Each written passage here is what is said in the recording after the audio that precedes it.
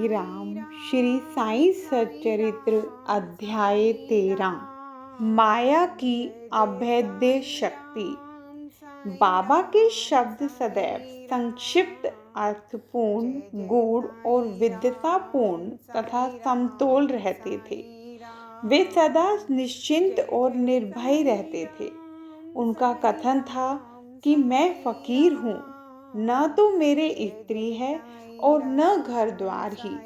सब चिंताओं को त्याग कर मैं एक ही स्थान पर रहता हूँ, फिर भी माया मुझे कष्ट पहुँचाया करती है। मैं स्वयं को तो भूल चुका हूँ, परंतु माया मुझे नहीं भूलती, क्योंकि वह मुझे अपने चक्र में फंसा लेती है। श्री हरि की यह माया ब्रह्मादि को भी नहीं छोड़ती, फिर मुझ सरीखे फकीर का तो कहना ही क्या है। परंतु जो हरि की शरण लेंगे, वे उनकी कृपा से माया जाल से मुक्त हो जाएंगे। इस प्रकार बाबा ने माया की शक्ति का परिचय दिया। भगवान श्री कृष्ण भागवत में उद्धव से कहते हैं कि संत मेरे जीवित स्वरूप हैं, और बाबा का भी कहना यही था कि वे भाग्यशाली जिनके समस्त पाप नष्ट होने हों, वे ही मेरी उपासना की ओर अग्रसर होते हैं। यदि तुम केवल साईं साईं का ही स्मरण करोगे, तो मैं तुम्हें भवसागर से पार उतार दूंगा। इन शब्दों पर विश्वास करो, तुम्हें अवश्य लाभ होगा। मेरी पूजा के निमित्त कोई सामग्री या अष्टांग योग की भी आवश्यकता नहीं है। मैं तो भक्ति में ही निवास करता हूँ। भीमाजी पाटिल, सत्य साईं व्रत। नारायण गांव के एक महानुभाव भीमाजी पाटिल को सन 1909 में वक्षस्थल में एक भयंकर रोग हुआ, जो आगे चलकर क्षय रोग में परिणत हो गया। उन्होंने अनेक प्रकार की चिकित्सा की, परंतु कुछ लाभ न हुआ। अंत में हताश होकर उन्होंने भगवान से प्रार्थना की, हे नारायण, हे प्रभु, मुझ अनाथ की कुछ सहायता करो। यह तो विदित ही है कि जब हम सुखी रहते हैं तो भगवत स्मरण नहीं करते, परंतु ज्यों ही दुर्भाग्य घेर लेता है और दुर्दिन आ जाते हैं, तभी हमें भगवान की याद आती है। इसलिए भीमा जी ने भी ईश्वर को पुकारा।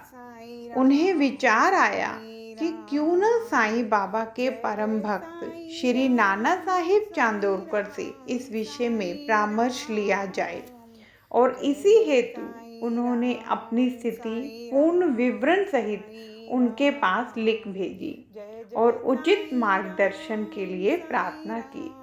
प्रत्युत्तर में श्री नाना साहिब ने लिख दिया कि अब तो केवल एक ही उपाय शेष है, और वह है साईं बाबा के चरण कमलों की शरणागति। नाना साहिब के वचनों पर विश्वास कर उन्होंने शिरडी प्रस्थान की तैयारी की। उन्हें शिरडी में लाया गया और मस्जिद में ले जाकर लिटाया गया। श्री नाना साहिब और श्यामा भी इस समय वहीं उपस्थित थे। बाबा बोले कि यह पूर्व जन्म के कर्मों का ही फल है, इस कारण मैं इस झंझट में नहीं पड़ना चाहता।